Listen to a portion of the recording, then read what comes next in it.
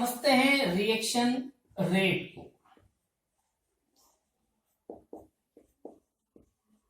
हम सभी फेमिलियर हैं कि जब कोई रासायनिक अभिक्रिया होती है तो उसमें रिएक्टेंट एक दूसरे से क्रिया करते हैं और किसका फॉर्मेशन करते हैं, प्रोडक्ट का फॉर्मेशन करते हैं। अब मैं रिएक्टेंट को R से डिनोट कर रहा हूं और प्रोडक्ट को P से। जैसे जैसे रिएक्शन आगे की ओर को बढ़ती है रिएक्टेंट प्रोडक्ट में बदलता जाता है। निश्चित है रिएक्टेंट की मात्रा क्या हो रही है, परिवर्तित हो रही है। इसी प्रकार प्रोडक्ट की मात्रा में भी समय के साथ क्या हो रहा है, परिवर्तन हो रहा है। अब एकांक समय में रिएक्टेंट की मात्रा में हुआ परिवर्तन या प्रोडक्ट की मात्रा में हुआ परिवर्तन ही क्या कहलाता है, रिएक्शन रेट कहलाता है, अभिक्रिया की दर कहलाता है। तो इसको मैं परिभाषित कर दे रहा हूं, एकांक समय में रिएक्टेंट या प्रोडक्ट की सांद्रता, क्योंकि मात्रा मीन्स क्या होता है, सांद्रता। आप इससे फेमिलियर हैं, सॉल्यूशन चैप्टर में पढ़ चुके हैं, कई यूनिट्स भी आपने देखी हुई थी, सांद्रता की इकाइयां। तो हम यहां पर उसी को डिस्कस करेंगे। एकांक समय में रिएक्टेंट या प्रोडक्ट की सांद्रता में होने वाला परिवर्तन ही क्या है,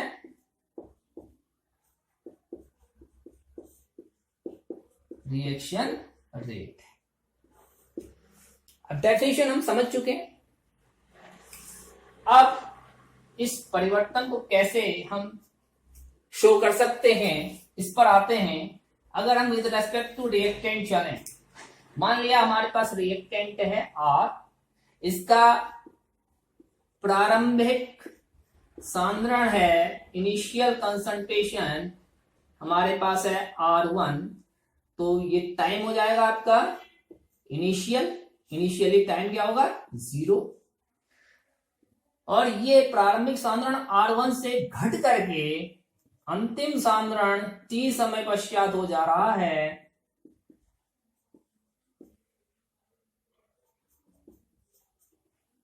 R2।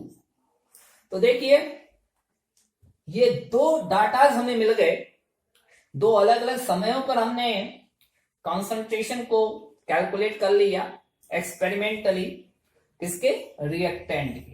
तो हम इस टाइम पीरियड में होने वाले कॉन्सेंट्रेशन चेंज को कैलकुलेट कर सकते हैं। तो सांद्रता परिवर्तन हो जाएगा बराबर R2 माइनस R1। इस सांद्रता परिवर्तन को हम बोलते हैं डेल्टा R। और इस सांद्रता परिवर्तन में लगा कुल समय क्या है, सांद्रता परिवर्तन में लगा समय हमारे पास हो गया T minus 0 equal to T। इस केस में हमारा T हो रहा है, तो इसलिए क्या हो जाएगी, रिएक्शन रेट। रिएक्शन रेट का मतलब हो जाएगा यूनिट समय में, इकाई समय में कितनी सांद्रता परिवर्तित। तो किससे डिनोट करेंगे, delta R upon delta T से। अब यहां पर एक चीज ध्यान देने वाली है कि देखिए R2 का मान R1 से क्या होगा, कम होगा, क्योंकि धीरे धीरे जब रिएक्शन आगे की ओर को बढ़ेगी, प्रोसीड करेगी, तो रिएक्टेंट का कंसंट्रेशन या रिएक्टेंट की मात्रा क्या होगी, घटेगी। तो डेल्टा R की वैल्यू क्या होगी, नेगेटिव। अब चूंकि ये ऋणात्मक होगी और हम जानते हैं कभी भी रेट ऋणात्मक नहीं होता, तो इस ऋण चिन्ह को हटाने के लिए हम यहाँ पर नेगेटिव साइन को प्रदर्शित करें।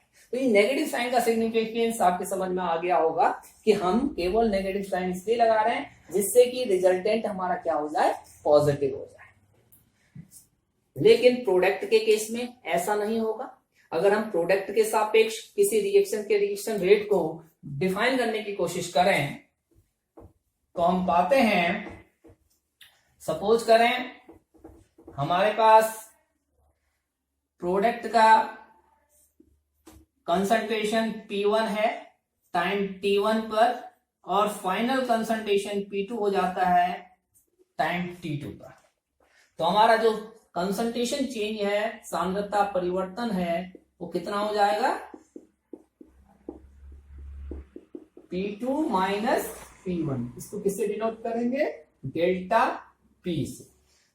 ये मोलर कंसंट्रेशन हम लेते हैं कंसंट्रेशन को, तो इसलिए हमने इसको ब्रैकेट में रखा हुआ, डेल्टा P हो गया। और ऐसे ही समय अंतराल, जिस समय में ये सांद्रता परिवर्तन हुआ है, वो क्या हो जाएगा, T2 minus T1 equal to delta T। तो इसलिए रिएक्शन रेट किसके सापेक्ष, विद रेस्पेक्ट टू प्रोडक्ट, क्या हो जाएगा, delta P upon delta T। अब यहां पर साइन को चेंज करने की आवश्यकता नहीं है, क्यों, क्योंकि P2 हमेशा क्या होगा, P1 से अधिक होगा। आई थिंक आप रिएक्शन रेट को समझ चुके हैं कि किस प्रकार रिएक्शन रेट को आप change of concentration of reactant के टर्म में डिनोट कर सकते हैं, और किस प्रकार रिएक्शन ऑफ रेट को आप प्रोडक्ट के चेंज ऑफ कंसंट्रेशन के टर्म में भी शो कर सकते हैं। आइए कुछ अभिक्रियाओं के उदाहरण लेकर के रिएक्शन रेट जानने की कोशिश करते हैं। इस क्रम में हम पहला एग्जाम्पल ले रहे हैं एक ऐसी केमिकल रिएक्शन का जिसमें रिएक्टेंट और प्रोडक्ट के स्टोइचियोमेट्रिक कोएफिशिएंट क्या है, समान है। एग्जाम्पल के लिए हमने रिएक्शन ली है C+O2 equal to CO2। 1 mole carbon 1 mole oxygen से क्रिया करके 1 मोल कार्बन डाइऑक्साइड का निर्माण कर रहा है।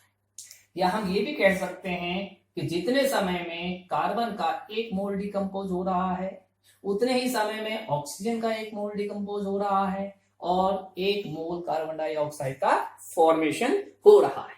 तो अगर हम रिएक्शन रेट लिखना चाहें इस रिएक्शन के लिए, तो वो होगा change in concentration of carbon per unit time, that means minus of molar delta molar concentration of C upon of delta T। इसी प्रकार जो कि ऑक्सीजन भी डिकम्पोज होगा, तो minus of delta of molar concentration of O2 upon of delta T। अब product चूंकि form होगा तो इसलिए नेगेटिव साइन नहीं आएगा। अब CO2 के लिए हम लिखेंगे तो delta of molar concentration of CO2 upon delta of T। अब यहां पर हम तीनों को इक्वल रख सकते हैं, लेकिन अगर हमारे स्टोइचियोमेट्रिक कोएफिशिएंट भिन्न भिन्न हो, जैसे मैं एग्जांपल ले रहा हूं N2 plus 3S2 equal to 2NH3 reaction. इस रिएक्शन में देखिए 1 मोल नाइट्रोजन 3 मोल हाइड्रोजन से रिएक्ट होकर के 2 मोल अमोनिया का प्रोडक्शन करता है। तो इस केस में नाइट्रोजन के डिकम्पोजिशन का रेट हाइड्रोजन के डिकम्पोजिशन रेट के इक्वल नहीं है, और ये दोनों ही अमोनिया के प्रोडक्शन रेट के इक्वल भी नहीं है। तो यहां पर रिएक्शन रेट को हम निम्न तरीके से शो करेंगे। तो रिएक्शन रेट हमारा हो जाएगा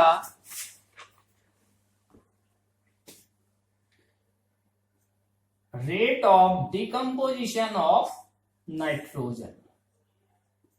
देखिए हमने लिखा minus of delta N2 upon delta T, लेकिन ये इक्वल नहीं हो सकता rate of decomposition of hydrogen के, क्योंकि वो 3 गुना है। अगर इसके इक्वल रखना होगा तो हमें 3 से क्या करना पड़ेगा, डिवाइड करना पड़ेगा। तो हम लिख देंगे delta S2 upon delta T, लेकिन यहां पर क्या लिखेंगे, अपॉन में 3। और अगर हम इसको इक्वेट करते हैं प्रोडक्शन रेट ऑफ अमोनिया के, तो हमारे पास हो जाएगा delta of molar concentration change of ammonia upon delta T, लेकिन हमारे डिवीजन में क्या आ जाएगा, 2 आ जाएगा। तो हमने क्या देखा, हमने देखा कि अगर रिएक्शन रेट को हम प्रत्येक अभिकारक और प्रत्येक उत्पाद के टर्म में परिभाषित करें और इनको इक्वेट करें, तो हमें इनके स्टोइचियोमेट्रिक कोएफिशिएंट से डिवाइड करना पड़ेगा। ये बेसिक डिफरेंस है और इसको आप आसानी से समझ सकते हैं क्योंकि जितने समय में नाइट्रोजन का 1 मोल डिकम्पोज हो रहा है उतने समय में हाइड्रोजन के 3 मोल डिकम्पोज हो रहे हैं। और चूंकि यहां पर नाइट्रोजन का 1 मोल है तो उसके डिकम्पोजिशन का रेट क्या होगा, rate of decomposition of hydrogen का 1/3 होगा। इसी प्रकार जितने समय में नाइट्रोजन का 1 मोल डिकम्पोज हो रहा है उतने ही समय में 2 मोल अमोनिया के उत्पादित हो रहे हैं। अतः जो डिकम्पोजिशन रेट ऑफ नाइट्रोजन है उसका आधा होगा rate of formation of ammonia. तो इक्वल अगर हम इन्हें करें तो हमें क्या करना पड़ेगा, इनके स्टोइचियोमेट्रिक कोएफिशिएंट से डिवाइड करना पड़ेगा। आई थिंक आप सभी यहां तक समझ चुके हैं।